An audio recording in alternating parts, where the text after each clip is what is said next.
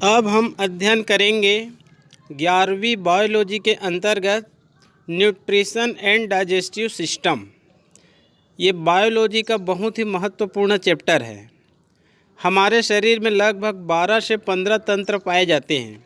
उनमें से प्रथम तंत्र माना जाता है डाइजेस्टिव सिस्टम को। लेकिन डाइजेस्टिव सिस्टम के साथ में इसमें हम लोग न्यूट्रिशन का ही अध्ययन करते हैं, जिसके कारण इसको कहा जाता है animal nutrition and digestive system.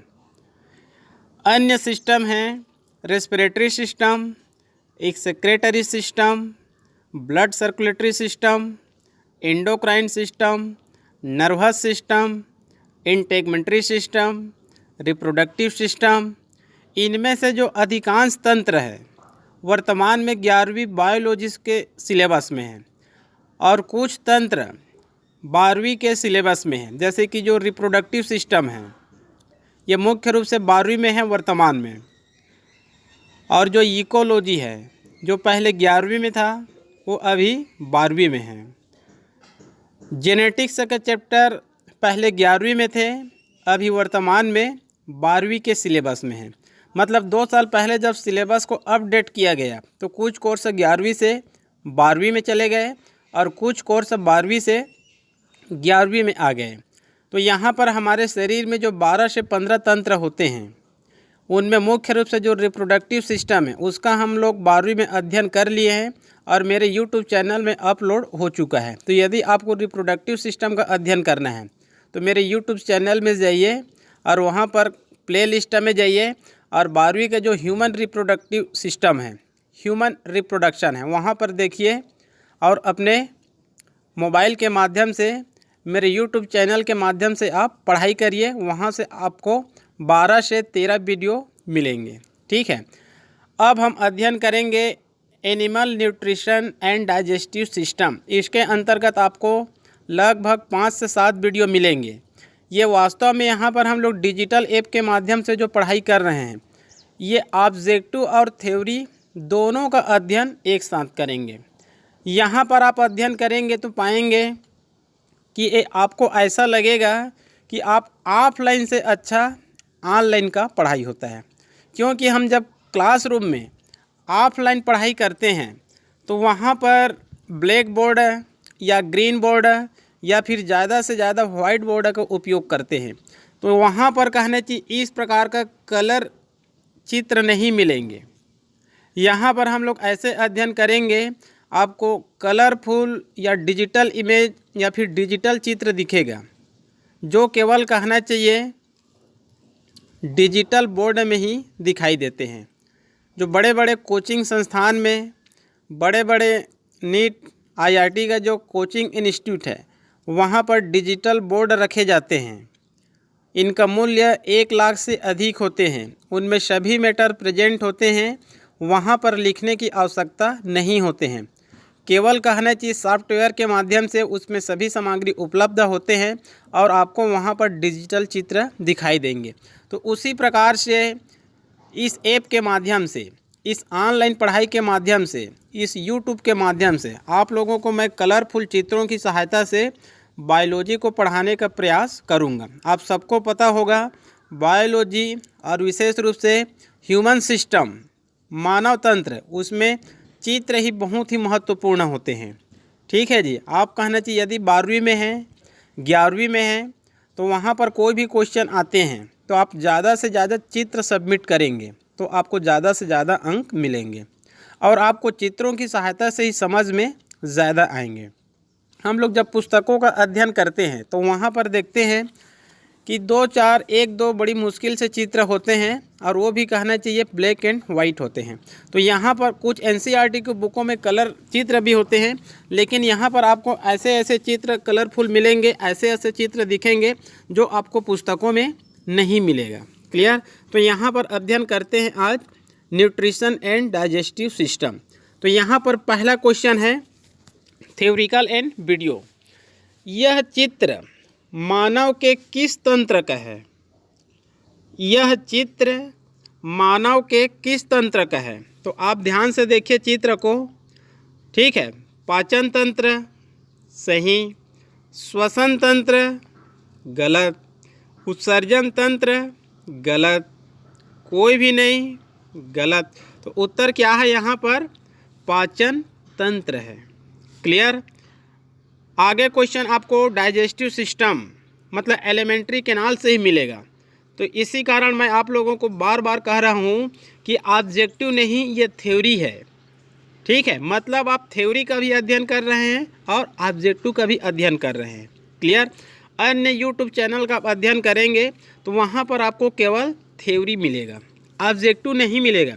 तो यहाँ पर 90% थ्योरी है और 10% ऑब्जेक्टिव है। क्लियर। अगला क्वेश्चन है, पाचन तंत्र में एक थैली की आकार का रचना है। पाचन तंत्र में आपको एक अंग का नाम बताना है जो जनरली तौर पर थैली के आकार के होते हैं। तो ये चित्र कहने चाहिए, आप लोग ध्यान से देखिए। ये चित्र में जो अक्षर है छोटे छोटे दिखाई दे रहे हैं, लेकिन ये चित्र आपको बुक में मिलेगा। आप कोई भी कहना चाहिए बुक पाचन तंत्र का देखिए, वहाँ पर यही चित्र मिलेगा, लेकिन वहाँ पर कलरफुल नहीं मिलेगा, वहाँ पर ब्लैक एंड वाइट में मिलेगा। लेकिन यहाँ पर अक्षर छोटे हो गए हैं तो साफ नहीं दिखाई दे रहे हैं। तो चित्र आप अपने गूगल में देख सकते हैं, पुस्तक में देख सकते हैं, या फिर नामकरण को मैं नीचे में लिख दिया हूँ, क्योंकि नामकरण में ऑप्शन में ज़्यादा दिया हूँ, इसी कारण चित्र स्पष्ट दिखाई नहीं दे रहे हैं। तो यहाँ पर जो मैं ऑप्शन में दिया हूँ ये आप लोगों को मैं थ्योरी पढ़ाने के लिए दिया हूँ। यहाँ पर आपका जो आहार नाल के भाग होते हैं वो पूरी तरह से फंडामेंटल क्या हो जाएगा? क्लियर हो जाएगा। देखिए, जब हम लोग आहार नाल का अध्ययन करते हैं तो आहार नाल कहाँ से शुरू होती है और कहाँ पर समाप्त होती है? तो ये शुरू होती है माउथ से। ये कहाँ से शुरू होती है? माउथ से शुरू होती है। ठीक है। और कहाँ पर समाप्त होती है? एनस में समाप्त होती है। क्लियर।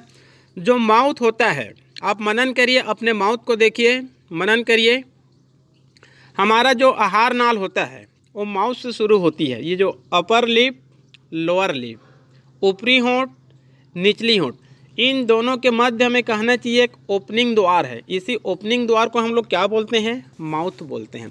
और माउथ के जस्ट अंदर वाले भाग को हम लोग क्या बोलते हैं? मुख गुहा, मतलब buccal cavity. Clear. Buccal cavity आगे चलकर एक छोटी सी सकरी नलिका में खुलती है। उस सकरी नलिका को क्या कहा जाता है? फेरिंग्स कहा जाता है। क्या कहा जाता है?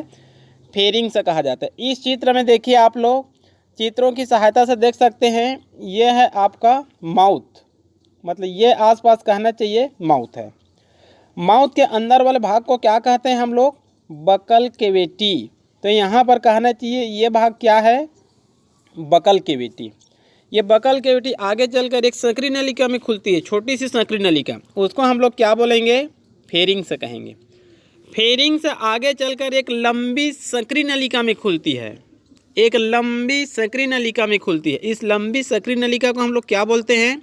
ईसोफेगस कहते हैं। क्या कहते हैं इसको? ईसोफेगस कहते हैं, ग्रास नली कहते हैं। ये कहना चाहिए लुब्रिकेंट होती है। ये क्या होती है? लुब्रिकेंट होती है, चिकनाई होती है, म्यूकस ग्लैंड से पाए जाते हैं, जिसके कारण भोजन यहाँ पर नहीं रुकती है। इसी कारण भोजन का पाचन फेरिंग्स और ईसोफेगस में नहीं होती है, क्योंकि ये लुब्रिकेंट होती है म्यूकस मेम्ब्रेन के कारण, और यहाँ पर भोजन नहीं रुकती है और यहाँ पर कोई भी एंजाइम नहीं पाए जाते हैं। क्लियर। ये जो स्टोमक होते हैं, ये जो ईसोफेगस होते हैं, आगे चलकर कहना चाहिए एक थैली की आकार रचना बनाती है। एक थैली की आकार रचना बनाती है। इस थैली की आकार की रचना को ही क्या कहा जाता है? स्टोमक कहा जाता है। ये कहना चाहिए स्टोमक है। ये क्या है? स्टोमक है। ये जो स्टोमक होते हैं 2-3 भागों में बटे होते हैं, कार्डियक, पाइलोरिक, और मध्य वाले भाग को क्या बोलते हैं? फंडिक या फिर फंडस कहते हैं। इसका अध्ययन हम लोग फिजियोलॉजी ऑफ डाइजेशन में ही करेंगे, पाचन की क्रिया में। ठीक है। लेकिन जानते हैं जो अमाशय होता है वो मूलतः कहना चाहिए 3 भागों में बटे होते हैं। अगला भाग को कार्डियक अमाशय, और लास्ट भाग को पाइलोरिक अमाशय, और बीच वाले भाग को क्या बोलते हैं? फंडस कहते हैं। क्लियर। इसके बाद ये जो स्टोमक होते हैं आगे चलकर एक लंबी पतली नलिका का निर्माण करती है। ये स्टोमक आगे चलकर एक लंबी पतली नलिका का निर्माण करती है। उस लंबी पतली नलिका को क्या कहते हैं हम लोग? स्मॉल इंटेस्टाइन, छोटी आंत कहते हैं। तो यहाँ पर देखिए, ये जो चित्र दिख रहा है लगभग रेड कलर का, ठीक है जी, गोल घेरे में, या फिर ये जो ईंट के कलर का जो है, यही क्या है? छोटी आंत है। छोटी आंत कहना चाहिए 3 भागों में विभाजित होती है। पहले वाले भाग को कहा जाता है डियोडिनम, आगे के भाग को कहा जाता है जेजनम, आगे के भाग को कहा जाता है इलियम, और तीनों को मिलाकर कह दिया जाता है स्मॉल इंटेस्टाइन। जो मानव की कहना चाहिए जो आंत होती है, मतलब छोटी आंत बड़ी आंत, दोनों को मिलाकर हम लोग इंटेस्टाइन कहते हैं। छोटी आंत बड़ी आंत, स्मॉल इंटेस्टाइन, लार्ज इंटेस्टाइन, इन दोनों को मिलाकर हम लोग कहते हैं इंटेस्टाइन। तो जो छोटी आंत होती है, इनकी लंबाई लगभग 6.5 मीटर के आसपास होती है। कितनी होती है? 6.5 मीटर के आसपास, ठीक है। जो टोटल इंटेस्टाइन होती है उनकी लंबाई 8 या 9 मीटर के आसपास होती है, जनरली तौर पर 8 या फिर 8.5 मीटर के आसपास, ठीक है।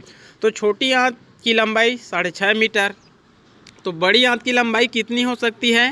1.5 मीटर, ठीक है जी। इन दोनों को जोड़ देंगे तो लगभग 8 मीटर के आसपास होती है। क्लियर?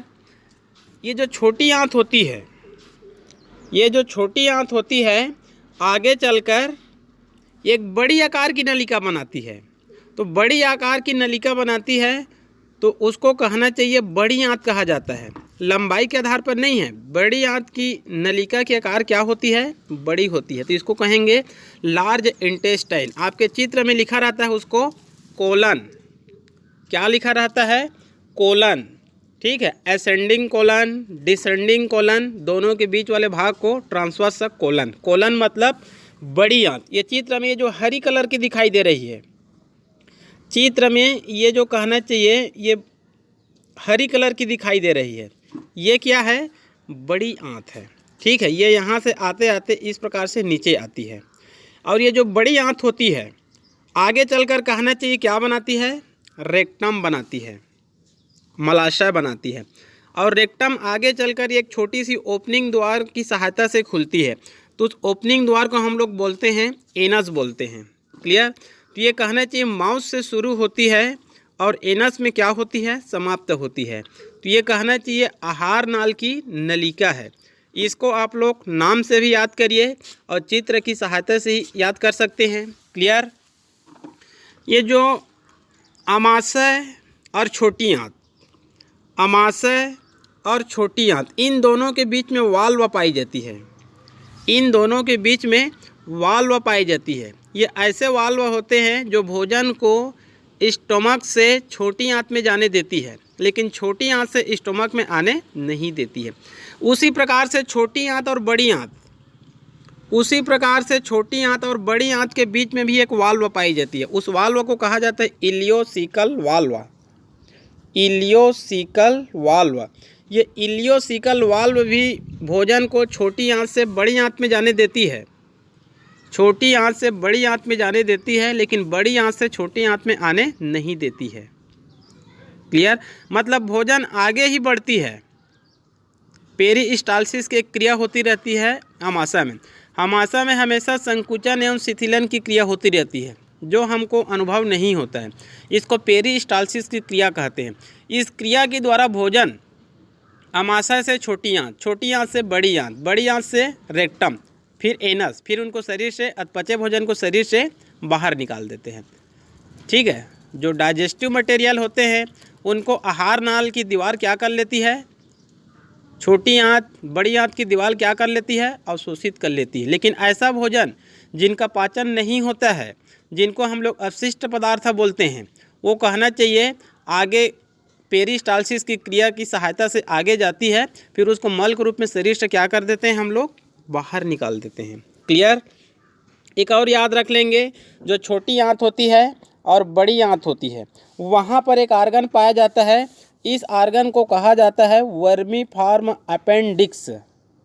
वर्मीफॉर्म अपेंडिक्स, कृमि रूपी परिशेषिका, कृमि रूपी परेसेसिका, इसको आप लोग सभी जानते होंगे, बायोलॉजी के स्टूडेंट्स हैं। ये हमारे शरीर में अवशेषी आर्गन के रूप में पाई जाती है, वेस्टिजियल आर्गन के रूप में पाई जाती है। लेकिन कई बार ये देखा गया है, अधिक कहना चाहिए मसालेदार भोजन लेने के कारण, या फिर हार्मोन असंतुलन के कारण, या फिर अधिक कंसंट्रेट भोजन लेने के कारण ये जो वर्मीफॉर्म अपेंडिक्स होती है, अवशेषी से क्या हो जाती है, सक्रिय हो जाती है, मतलब फूल जाती है, सूजन आ जाती है और अपने आसपास के आर्गन को टच करती है। तो पेट में क्या होता है, बहुत ही दर्द होता है, मतलब असहनीय दर्द होता है। इतना दर्द होता है, ये अचानक शुरू होता है। यदि मान लो कहना चाहिए यदि किसी को कोई गैस्ट्रिक का प्रॉब्लम नहीं है, ठीक है, और पेट दर्द से कोई ज़्यादा रोग नहीं है मान लो, लेकिन पेट में कहना चाहिए आकस्मिक रूप से बहुत ही दर्द करता है, तो उसका कारण क्या हो सकता है कि वर्मीफॉर्म अपेंडिक्स अवशेषी अंग से क्या हो जाती है, कभी कभार सक्रिय हो जाती है। तब इस रोग को क्या बोलते हैं हम लोग, अपेंडिसाइटिस या अपेंडिक्स या फिर अपेंडिसाइटिस। फिर कहना चाहिए इसका क्या किया जाता है, ऑपरेशन किया जाता है। एक छोटी सी आर्गन होती है, छोटी अंगुली के समान, इसको ऑपरेशन द्वारा, सर्जरी द्वारा काट कर क्या कर दिया जाता है, शरीर से बाहर निकाल दिया जाता है और ये रोग क्या हो जाता है, ठीक हो जाता है। क्लियर। इसी प्रकार से छोटी आंत, बड़ी आंत, यहीं पर एक और आर्गन होती है, उस आर्गन का नाम होता है सीकम। उस आर्गन का नाम होता है सीकम। ये आर्गन कहना चाहिए, चित्र छोटी होने के कारण नहीं दिखाई दे रहा है, इसको भी याद रख लेंगे, इसको कहते हैं सीकम। ये भी कहना चाहिए हमारे शरीर में क्या होती है, लगभग अवशेषी होती है। लेकिन ये जो वर्मीफॉर्म अपेंडिक्स होते हैं और ये जो सीकम होते हैं, ये शाकाहारी जंतुओं में, जैसे गाय है, भैंस है, बकरी है, खरगोश है, ये जो चार पैर वाले जो शाकाहारी जंतु होते हैं, उनमें ये सक्रिय होते हैं, उनमें ये सक्रिय होते हैं और सेल्यूलोज का पाचन करते हैं। मतलब जब ये शाकाहारी एनिमल पत्तियों को भोजन के रूप में ग्रहण करती है तो पत्ती में सेल्यूलोज पाई जाती है, और लोग कहना चाहिए पत्ती को, उसमें जो सेल्यूलोज होते हैं उसको डाइजेशन कर लेते हैं। लेकिन मानव सेल्यूलोज का डाइजेशन नहीं कर सकते हैं, क्योंकि यही आर्गन हमारे शरीर में क्या होती है, अवशेषी आर्गन के रूप में पाई जाती है। क्लियर। ये माना जाता है कि आज से लाखों साल पहले जब आग का खोज नहीं हुआ था, तो जो आदि मानव थे पत्ती को बिना पकाए भोजन के रूप में ग्रहण करते थे, क्योंकि उस समय आग का खोज नहीं हुआ था। तो मानव भी सेल्यूलोज को पचाने में सक्षम थे, लेकिन जैसे ही आग का खोज हुआ और हम लोग भोजन को पकाकर खाने लग गए, तो हमारे शरीर में कहना चाहिए एक सिद्धांत लागू होता है लेमार्क का, अंगों का उपयोग और अउपयोग। लेमार्क का सिद्धांत है अंगों का उपयोग और अउपयोग, मतलब जो आर्गन ज़्यादा मात्रा में उपयोग में आते हैं, जो आर्गन ज़्यादा मात्रा में उपयोग में आते हैं वह आर्गन क्या होते जाते हैं, विकसित होते जाते हैं, और जो आर्गन उपयोग में नहीं आते हैं वो धीरे धीरे क्या हो जाते हैं, विलुप्त हो जाते हैं। उदाहरण कहना चाहिए जो स्नेक है, सांप है, इसमें छोटे छोटे पैर पाए जाते थे, लेकिन इसका उपयोग नहीं होता था, वो धीरे धीरे क्या हो गए, विलुप्त हो गए। जो जिराफ होते हैं, केमल होते हैं, इनमें लंबी गर्दन पाई जाती है। ये माना जाता है इनमें पहले लंबी गर्दन नहीं पाई जाती थी, ये अफ्रीका के सहारा मरुस्थल में पाए जाते थे। तो आज से लाखों साल पहले क्या हुआ, सहारा मरुस्थल सूखने लग गया, वातावरण चेंजेज हुआ और इनको भोजन कहना चाहिए सॉइल से, मतलब भूमि से नहीं मिले। तब ये कहना चाहिए अपना भोजन किससे प्राप्त करते थे, पेड़ पौधों से प्राप्त करते थे, और पेड़ पौधों से पत्तियों को खाने के लिए लगातार किसका उपयोग करते थे, गर्दन और अगली टांग का उपयोग करते थे, गर्दन और अगली पैर का लगातार उपयोग करते थे। तो ये क्रिया निरंतर चलती रही कई हजार सालों तक। तो इनकी जो अगली टांग होती है, मतलब अगली पैर और गर्दन, लगातार इनका उपयोग होते गया और ये आगे चलकर उपार्जित गुणों की वंशागतिकी में बदल गई। ये भी लेमार्क का सिद्धांत है, उपार्जित गुणों की वंशागतिकी, मतलब बाद में जो लक्षण उत्पन्न हुए हैं वो वंशागत हो जाते हैं, जेनेटिक्स में चले जाते हैं। इसी कारण कहना चाहिए जो हार्स होते हैं, जो कैमल होते हैं, जो जिराफ होते हैं, उनकी अगली पर और गर्दन क्या होती है, लंबी होती है। तो वही सिद्धांत हमारे ऊपर भी लागू हुआ कि कहना चाहिए जब हम लोग भोजन को पका कर खाने लग गए तो इनका कोई कार्य नहीं रह गया, और कोई कार्य नहीं रह गया तो इसका उपयोग ही नहीं आया, और इनका उपयोग ही नहीं आया तो कहना चाहिए जो सांप में छोटे छोटे जो पैर होते हैं वो क्या हो गए, पहले अवशेषी हो गए, फिर विलुप्त हो गए। तो उसी प्रकार से कहना चाहिए ये जो सीकम होते हैं और ये वर्मी फार्म अपेंडिक्स होते हैं, हमारे शरीर में अवशेषी अंग के रूप में ये पाई जाती है। क्लियर। तो ये हो गया आप लोगों का आहार नाल का भाग। क्लियर। माउथ, बकल कैविटी, आगे हम लोग बकल कैविटी का और अध्ययन करेंगे, क्योंकि बकल कैविटी में टीथ भी होते हैं, टंग भी होते हैं, पायलेट भी होते हैं, सलेवरी ग्लैंड्स भी होते हैं। क्लियर। फेरिंग्स है, इसोफेगस, स्टोमक, छोटी आंत, बड़ी आंत, रेक्टम, एनस। क्लियर।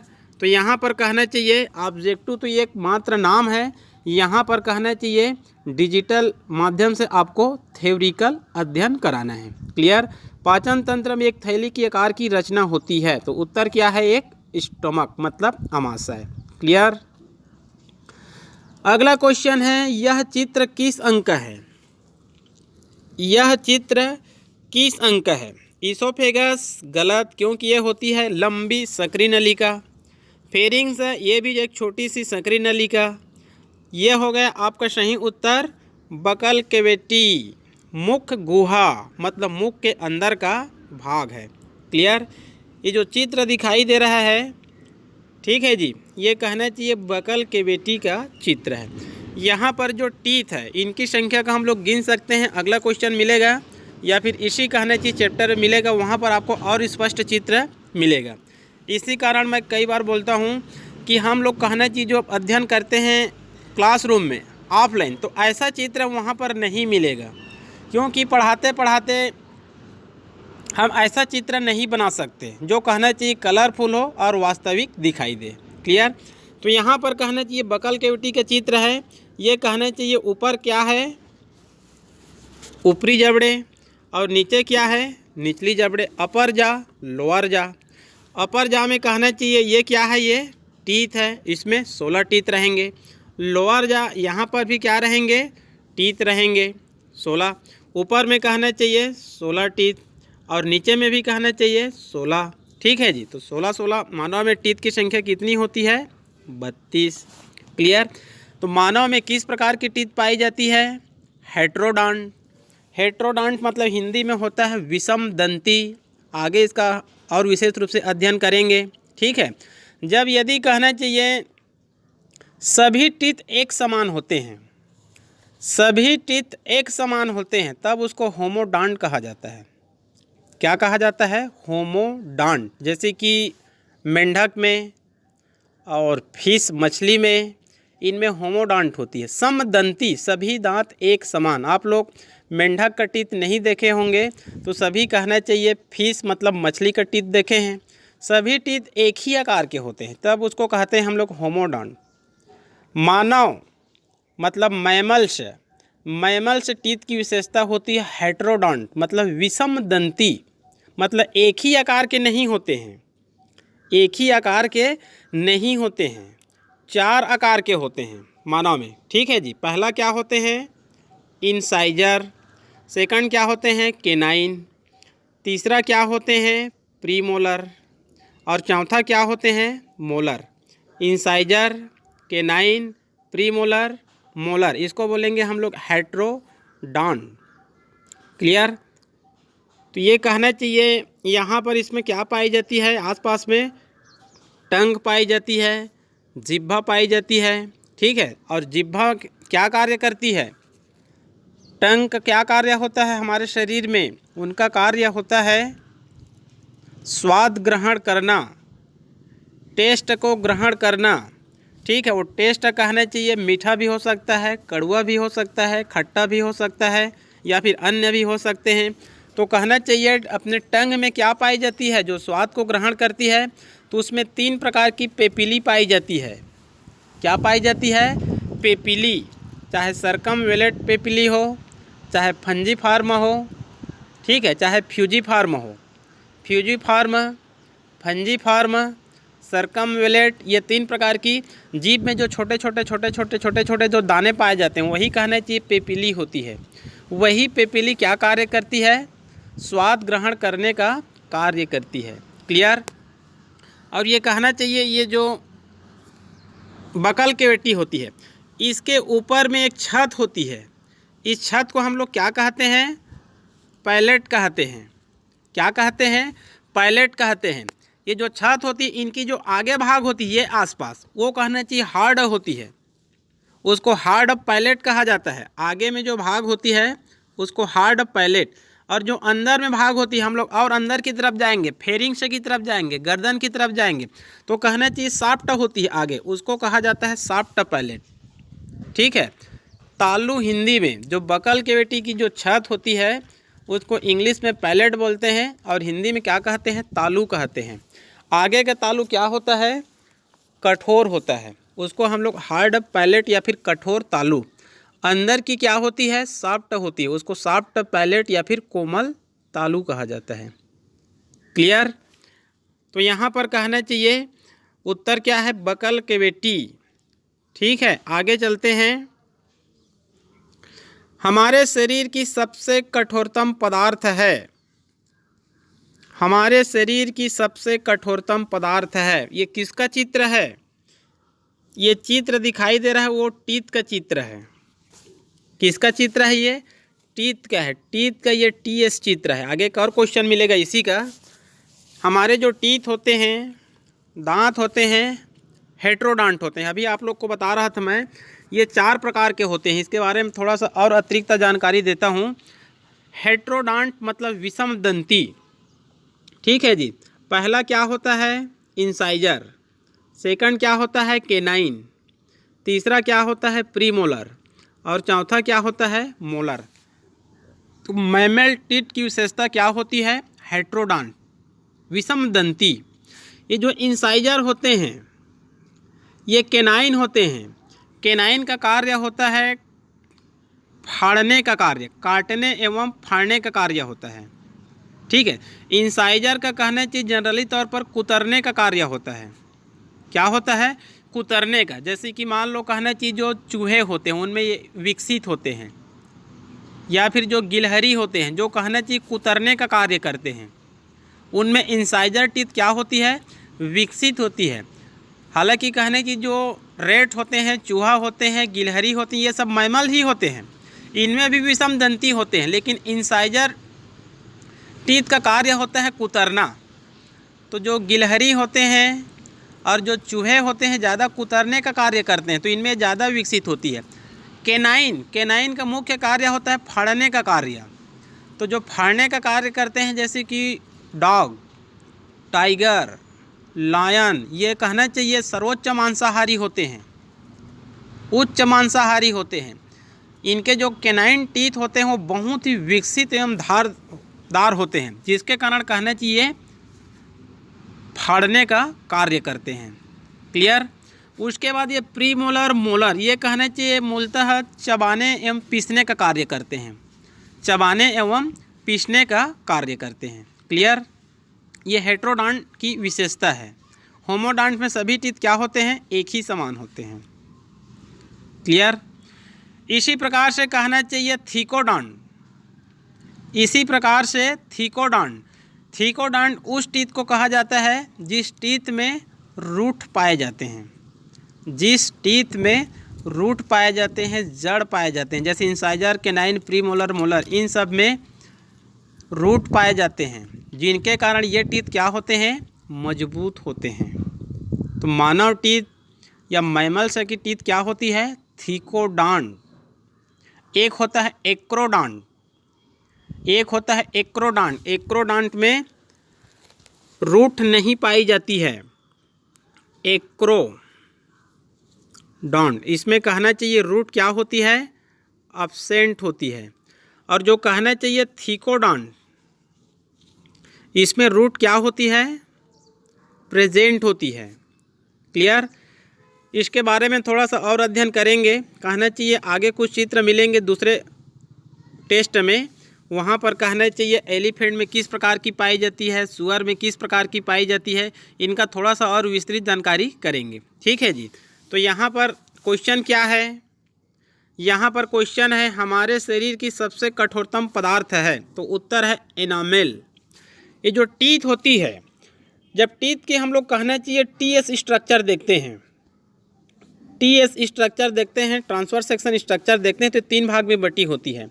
नीचे वाले भाग को क्या बोलते हैं, रूट, मध्य भाग को बोलते हैं नेक, और ऊपर वाले भाग को क्या बोलते हैं, क्रो। ठीक है जी। ये 3 भाग में बटी होती है, रूट, नेक और क्रो। ये जो कहना चाहिए जो वाइट भाग है, यही कहना चाहिए टीथ है। यही क्या है, टीथ। ये भाग कहना चाहिए मसूड़े के अंदर होती, जो दिखाई नहीं देता है। हमारे माउथ में जो टीथ दिखाई देता है वो सफ़ेद दिखाई देता है, ये कहना चाहिए क्रो भाग होता है, क्रोन या क्रो। और जो नेक होती है, यहाँ से नीचे भाग कहना चाहिए मसूड़े के अंदर होती है, तो दिखाई नहीं देती है। इसी कारण जब रूट में कहना चाहिए कई बार टीथ में दर्द होता है, तो रूट कैनाल का सर्जरी किया जाता है, मतलब इस रूट का क्या किया जाता है, इलाज किया जाता है। क्लियर। तो ये जो कहना चाहिए जो सबसे ऊपरी भाग होता है क्रो, इसके एक वाइट वाली भाग होती है, इसको यहाँ पर देखिए लिखा गया है एनामेल। यही कहना चाहिए हमारे शरीर की सबसे कठोरतम पदार्थ है, इसको कई बार पूछा गया है। एनामल के नीचे में कहना चाहिए एक और होती है, प्लेट होती है, उसको कहा जाता है डेंटाइन या डेंटिन। ई लगा देंगे तो हो जाएगा डेंटाइन प्लेट कहा जाता है। इस नाम को याद रख लेंगे। सबसे ऊपरी भाग है एनामेल, उसके नीचे में एक प्लेट होती है, उसको कहा जाता है डेंटाइन। ठीक है। इस टीथ के अंदर में पल्प कैविटी होती है, मतलब एक गुहा होती है। इस गुहा में ब्लड वेसिल होती है और नर्व पाई जाती है। इस पल्प कैविटी के अंदर में क्या पाई जाती है, ब्लड वेसिल, मतलब रक्त वाहिका भी होती है, और इसमें नर्व भी पाई जाती है। इसी कारण कहना चाहिए इसमें नर्व पाई जाती है और इसमें ब्लड वेसिल पाई जाती है, जिनके कारण क्या होता है, दर्द होता है। मतलब टीथ भी क्या होते हैं, सजीव होते हैं। टीथ भी क्या होते हैं, सजीव होते हैं। क्लियर। इसके ये कहना चाहिए रूट कैनाल है। ये क्या है, रूट कैनाल है। एक लेयर होती है जिसको सीमेंटम लेयर कहा जाता है।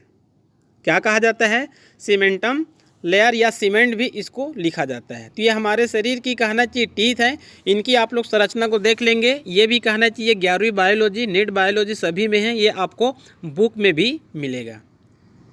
क्लियर। तो हमारे शरीर की सबसे कठोरतम पदार्थ क्या है, एनामेल है। ठीक है जी। ये चित्र को आप लोग अच्छे से देख लेंगे, एक बार रफ कॉपी में बना कर देखेंगे। इसको 3 भागों में विभाजित कर देंगे, रूट है, नेक है, क्रोन है। ठीक है। और इन सब को आप लोग कहना चाहिए जो भी है उनको बारी बारी आप लोग देख लेंगे। क्लियर। अगली क्वेश्चन है, ये फार्मूला किसका है, ये फार्मूला किसका है। बकल कैविटी फार्मूला गलत, डेंटल फार्मूला सही, डाइजेस्टिव फार्मूला गलत, उपरोक्त सभी गलत। हमारे माउथ में, चाहे कोई भी मैमल में, चाहे एम्फीबिया, रेप्टिलिया, एवीज, इन एवीज में टीथ नहीं होती है। ठीक है। जो टीथ पाई जाती है उसको एक फार्मूला से बताया जाता है। ठीक है। ये बहुत महत्वपूर्ण होते हैं। आप लोगों को पहले मैं मानव का कहना चाहिए टीथ फार्मूला को बता रहा हूँ। ठीक है। सबसे पहले आपको ह्यूमन का कहना चाहिए जो डेंटल फार्मूला है उसको आपको जानना है। तो यहाँ पर देखिए मेन का ये है, आई मतलब इंसाइजर, आई मतलब इंसाइजर। ये प्रथम देखिए इंसाइजर। सी मतलब केनाइन, पी एम मतलब प्रीमोलर, और एम मतलब मोलर। ठीक है। Incisor, canine, premolar, molar. पहले आप लोग इसको याद रख लीजिए, इंसाइजर, केनाइन, प्रीमोलर, मोलर। ठीक है। ये कहना चाहिए, ये हो गया आपका इंसाइजर, ये हो गया केनाइन, ये हो गया प्रीमोलर, और ये हो गया मोलर। ठीक है। इस प्रकार से इसको हम लोग कर देते हैं बटे। तो ऊपर का क्या हो गया, अपर जा, नीचे में होती है लोअर जा, तो यहाँ पर हो जाएगा इंसाइजर, यह हो गया केनाइन, ये हो गया प्रीमोलर और ये हो गया मोलर। ये ऊपर कहना चाहिए अपर जा और नीचे क्या है, लोअर जा। इसका एक और चित्र मिलेगा दूसरे वीडियो में, वहाँ पर और फंडामेंटल क्लियर हो जाएगा। इंसाइजर यहाँ पर देखिए, मतलब कितनी कितनी संख्या होती है उसको देखिए आप लोग। इंसाइजर 2, 1, 2, 3, 2, 1, 2, 3। इसके बाद कहना चाहिए इन सब को हम लोग गुणित 2 कर देंगे, गुणित 2, तो यहाँ पर कितना हो जाएगा 32।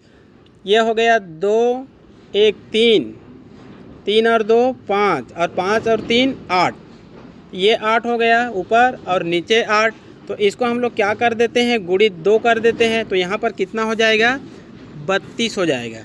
इसका मतलब यह होता है कि इंसाइजर टीथ की संख्या कितनी है, ऊपर में 2, लेकिन यहाँ पर गुणित 2 किए हैं, तो यहाँ पर टोटल संख्या कितना हो जाएगा, इंसाइजर 2।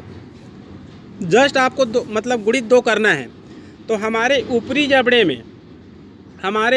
जबड़े में इंसाइजर टीथ की संख्या कितनी हो जाएगी, 4। केनाइन की संख्या कितनी हो जाएगी, 2। और प्रीमोलर की कितनी हो जाएगी, 4। मोलर की कितनी हो जाएगी, 6। तो उसी प्रकार से लोअर जा में भी कहना चाहिए इंसाइजर कितनी हो जाएगी, 4। केनाइन कितनी हो जाएगी, 2। ये वास्तव में ये 2 है। और कहना चाहिए प्रीमोलर कितनी हो जाएगी, 4। और केनाइन कितनी हो जाएगी, 6। और आप सभी को जोड़कर देखिए तो कितना आएगा, 32, मतलब 32 दांत होते हैं।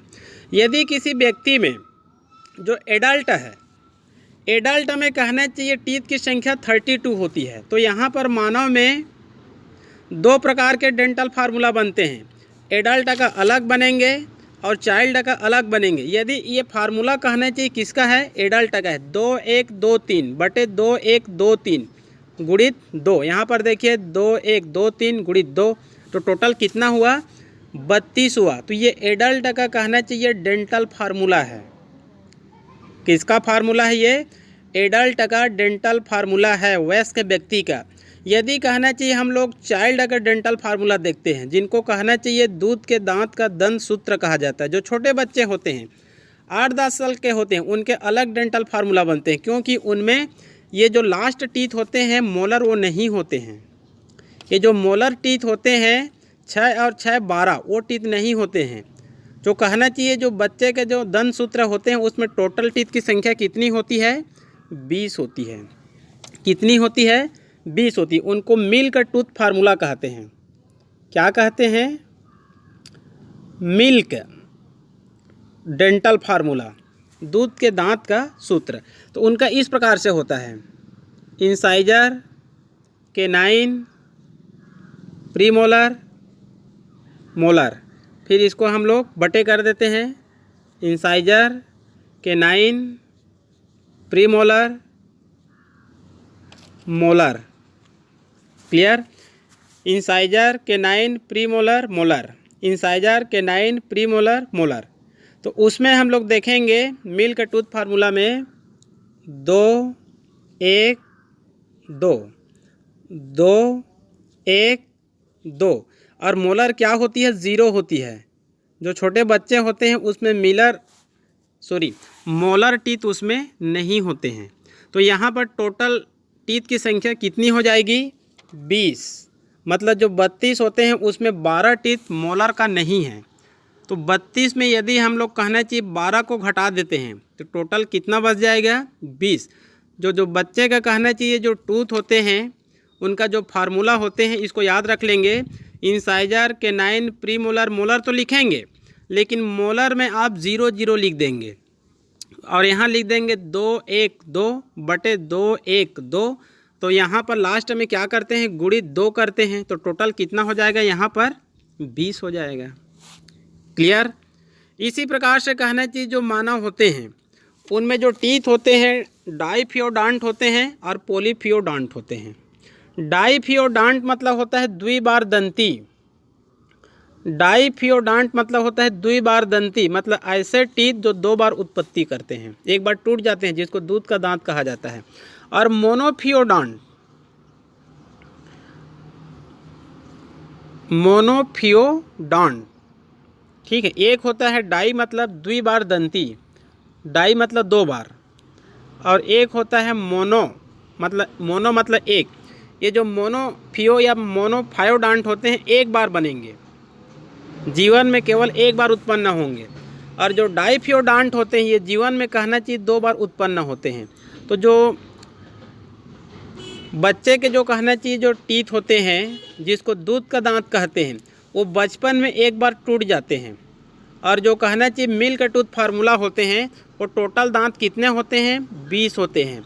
ये 20 कहना चाहिए इंसाइजर केनाइन प्रीमोलर होते हैं। तो ये इंसाइजर केनाइन प्रीमोलर जो टीथ होते हैं एक बार टूटते हैं और एक बार फिर उत्पन्न होते हैं। इसी कारण कहना चाहिए जो 20 टीथ होते हैं वो डाइफियोडांट होते हैं, द्विबार दंती, दो बार उत्पन्न होते हैं। क्लियर। और जो मोलर टीथ होते हैं जिनकी संख्या कहना चाहिए 12 होती है। जो मोलर टीथ होते हैं जिनकी संख्या कितनी होती है, 12 होती है, ये मोनोफियोडांट होते हैं, एक बार दंती, केवल एक बार उत्पन्न होगा। यदि कहना चाहिए हम लोग 20-25 साल के हैं, यदि ये टीथ क्या हो जाते हैं, टूट जाते हैं, या फिर कोई व्यक्ति 15-18 साल के, यदि मोलर टीथ एक बार टूट गए तो दूसरी बार उत्पन्न नहीं होते हैं। आपको डॉक्टर के पास जाना पड़ेगा और आर्टिफिशियल वहाँ पर कहना चाहिए टीथ आपको लगवाना पड़ेगा। क्लियर। ये हो गया किसका फार्मूला है, ये डेंटल फार्मूला है। ये बहुत ही महत्वपूर्ण है आपके अतिरिक्त नॉलेज के लिए, क्योंकि आप क्या तैयारी कर रहे हैं, केवल आप 11वीं की पढ़ाई नहीं कर रहे हैं, ये 11वीं के सिलेबस में है। इसका मतलब ये नहीं कि 11वीं पढ़े फिर ये छुट्टी, ठीक है, 12वीं में ये नहीं है।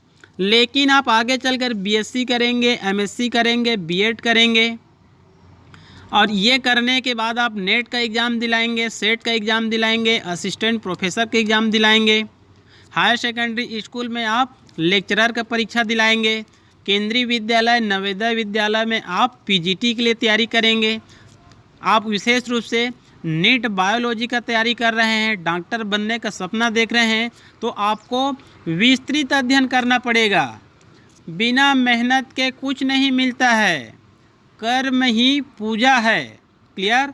तो यहाँ पर केवल आपको मानव का ही अध्ययन नहीं करना है, आपको केवल मानव का ही अध्ययन नहीं करना है, आप ज़्यादा से ज़्यादा जंतुओं का अध्ययन करिए। ये कहना चाहिए आपको गूगल में चित्र मिल जाएगा, आपके जो सामान्य पुस्तक होते हैं उसमें मानव का मिलेगा और दूसरे जंतु का नहीं मिलेगा। क्लियर। तो यहाँ पर देखिए मैन एंड मंकी दोनों का एक ही समान दिया गया है, याद रख लेंगे। उनके बाद कई बार पूछा जाता है रेट्स का, मतलब चूहा का पूछा जाता है, ठीक है जी। ये जो चूहा होते हैं, माउस होते हैं, इनका आप लोग याद रख लेंगे 1003/1003। ये जो चूहा होते हैं उनका इंसाइजर केनाइन प्रीमोलर मोलर तो लिखेंगे, याद रख लेंगे। तो 1003 1003/1003 ऐसे याद रख लेंगे। और यहाँ पर गुणित 2, तो ये कितना हो जाएगा, ये 16, कितना हो जाएगा, 16। तो रेट्स हमें कहना चाहिए कितनी होती है, 16 होती है। यहाँ पर देख लीजिए आप लोग, इसको ये दिया गया है 1003/1003 गुणित 2 इक्वल टू कितना हो जाएगा, 16। क्लियर। इसी प्रकार से आप कहना चाहिए अन्य जंतुओं का भी आप लोग अध्ययन कर लेंगे। एलिफेंट का देखिए, ये यहाँ पर कहना चाहिए एलिफेंट में लोफोडांट पाई जाती है, इसमें जो टीथ पाई जाती है, जैसे हमारे में कहना चाहिए हेट्रोडांट कहा जाता है, इसमें एक नाम दिया गया है लोफोडांट कहा जाता है। क्लियर। इनकी ऊपरी जबड़ा का देखिए अलग है और निचली जबड़ा का अलग है, 1033 अपर जा में, लोअर जा में देखिए 0033, ठीक है। उसके बाद इस आंकड़ा को देखिए, इसको देखिए 1033 बटे 0033 गुणित 2। तो यहाँ पर कहना चाहिए टोटल टीथ की संख्या दी गई है लगभग 26। यहाँ पर एक और याद रख लेंगे, एलिफेंट में कहना चाहिए 2 टीथ बाहर से दिखाई देते हैं जो बड़ी बड़ी होती है, वो कौन से टीथ होते हैं? ठीक है, इस पर कहने चाहिए एक मुहावरा भी बना हुआ है, हाथी के दांत दिखाने के और हाथी के दांत कुछ खाने के और, दिखाने के और खाने के और। ठीक है, तो जो बड़ी बड़ी दिखाई देती है वो इंसाइजर टीथ होते हैं। क्या होते हैं वो? इंसाइजर टीथ होते हैं। इसी प्रकार से कहना चाहिए, आप इनका देख सकते हैं, काऊ का देख लीजिए आप लोग, काऊ एंड गोट का, ये कहना चाहिए शाकाहारी होते हैं।